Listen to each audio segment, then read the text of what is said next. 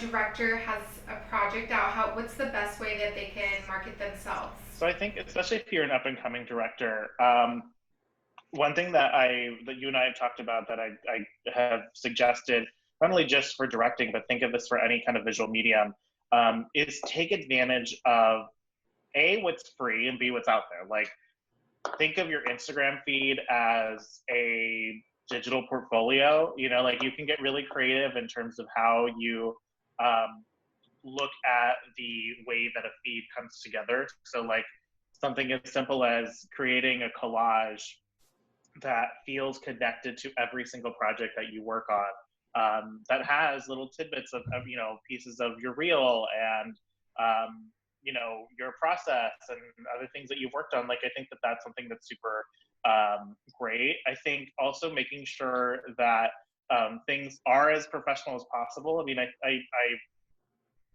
find it so crazy that I have to say this to people sometimes, is like, now don't get me wrong, I love to have fun too, and I do some stupid shit sometimes, but not everything needs to live on social media. Look at the way that you market yourself with the start, a middle, and you want to make sure that you're introducing yourself. You want to make sure that you are giving the people what they want, meaning if it's clips, if it's credits, if it's whatever applies in that world, that you're working in.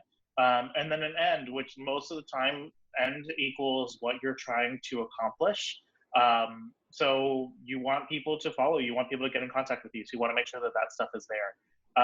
So in looking at it like a film campaign typically starts off with a teaser trailer that is going to be like very, very top level, just like grabbing people's attention.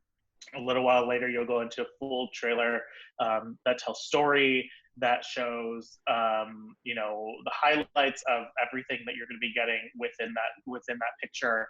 And then you have a lot of filler content. You have a lot of content that talks about different nuances, talks about different characters, talks about how certain IRL things relate to the film. And then you have tickets on sale, which is this is okay, this is the push, this is what I want people to do, which is buy tickets. What are ways that we can market ourselves on Instagram? There are two different approaches that I think a lot of people can do. The first is have a digital presence that is it's very deliberate, but it's very thought out, and it's more it feels more like a portfolio than it does like a slice of life that I think a lot of people use their Instagram and their social media for. So with that being said, what I mean is like, okay, I worked on this one project. Here are 6 pieces that I want to touch on that sum up that project. And okay, now to the next one, now to the next one. That way, I think it gives you a chance to catch up your social media in a way that feels congruent to everything else, but also feels current. And everything has a structure when you post. Everything has a feeling of continuity, and it also achieves the goals of what you're trying to get out of it. Like, okay, I want to be a director, but I want to make an Instagram that highlights that. For some reason, there tends to be a switch in their brain that thinks like, okay, I have to be an influencer who is a director, not I'm just a director whose my content lives on Instagram. So I think looking at social platforms as a tool rather than something that needs to be conquered or like created for, because like we just talked about earlier, there are people who are coming up as influencers, and some are making the jump to production, and then you have a lot of people who are traditional and they feel like they need to make that jump. They need to, there's a weird dynamic that people feel like they need to have both sides of that. That's not always true.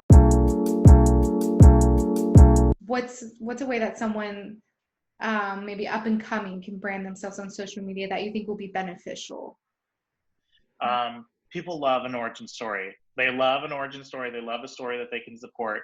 So like an Ava DuVernay who, started off as a publicist and made that jump. Like, I think that that's something that, and she's very open and honest on her social media about that journey of coming up.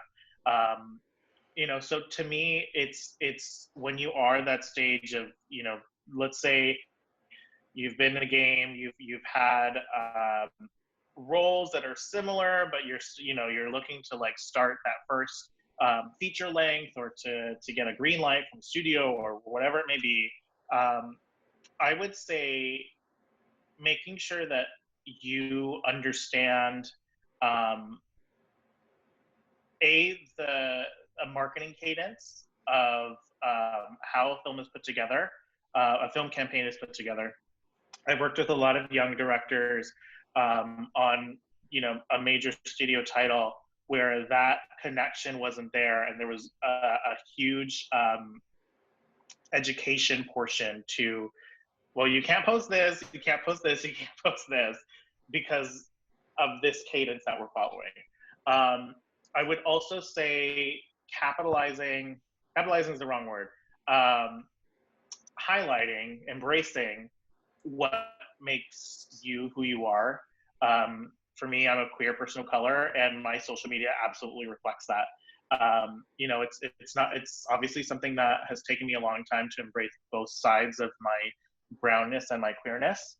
But it is something that I now celebrate, and I think that that shows through, and I've seen my content that focuses on that to be my highest performing content. And I think that that absolutely makes sense for people who are directing, especially if you're working, the work that you're producing is something that is very integral to who you are. Highlight that, talk about that, make sure people know why it is that you specifically and no one else can do this project.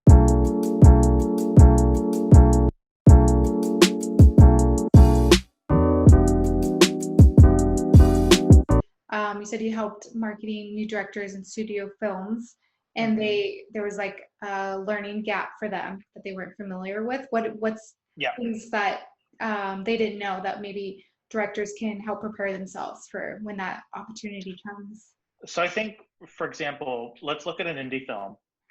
An indie film typically has that eventually gets picked up, has like several stages of marketing that, say, I as a director, I've been through every single one of those. So it feels like my film's already been out there for a while.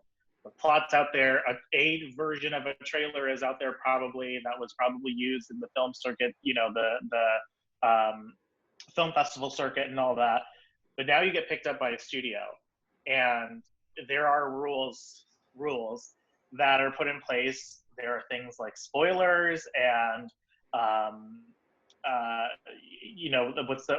there's a specific term that I'm thinking of, guardrails that are in place that by marketing, legal, like all these different organizations that do contribute to why or how a marketing campaign comes together.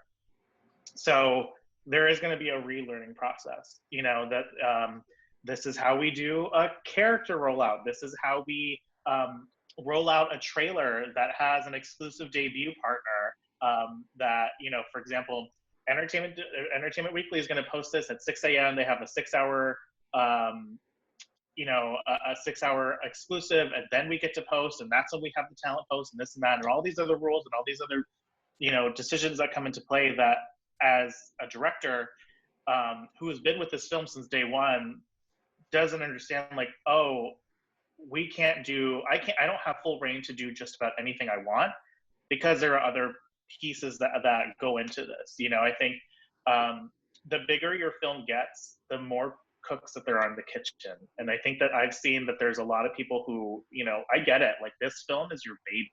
Like, I know that. And especially for films that are very personal to people, they're very protective over it.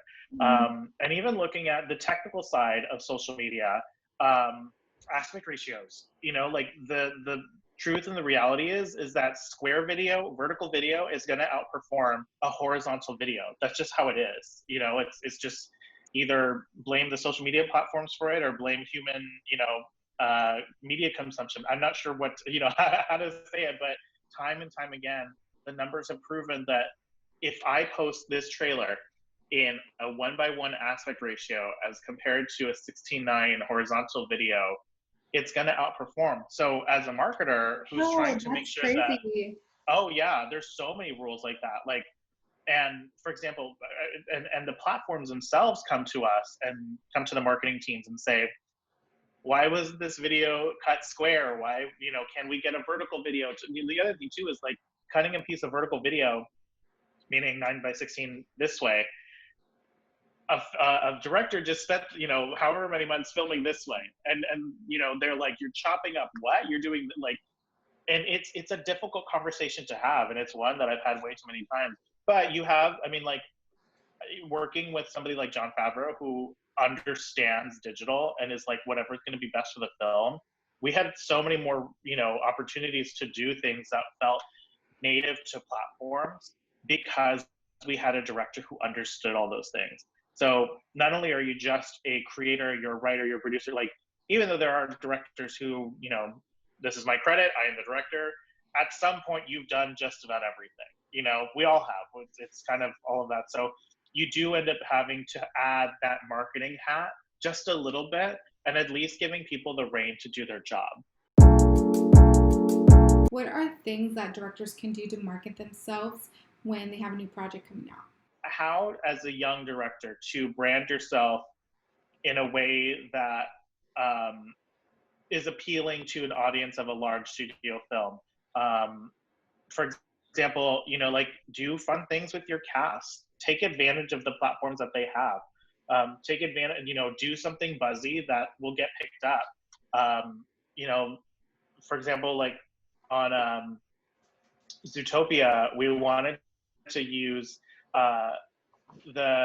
we were working with an influencer named Miranda Sings, and the director, we had this idea for video, and we were like, well, maybe we can get like a celebrity from the film, and none of them were available.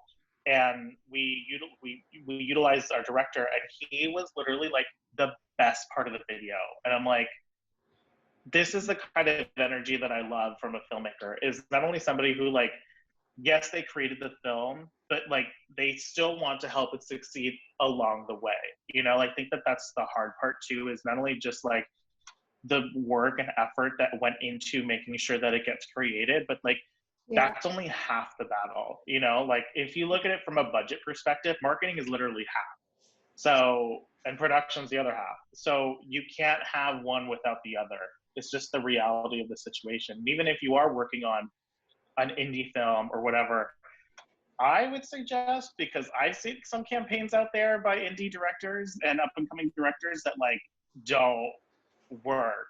They may think that they work, and again, marketing is subjective, so who am I to say anything? Not like I've worked on a million other films, but like I think, and it doesn't have to be expensive. It doesn't have to be a full theatrical campaign. Like there are certain simple things that you can do. Like to me, the other thing too is short form video content is king in social media. Like that's what performs best. So looking at cutting things in 15s or a vignette or a special piece that specifically talks about this, I think that is kind of, it's if done effectively, it can completely change the way that the campaign works. Like there was an indie title that I worked on last year that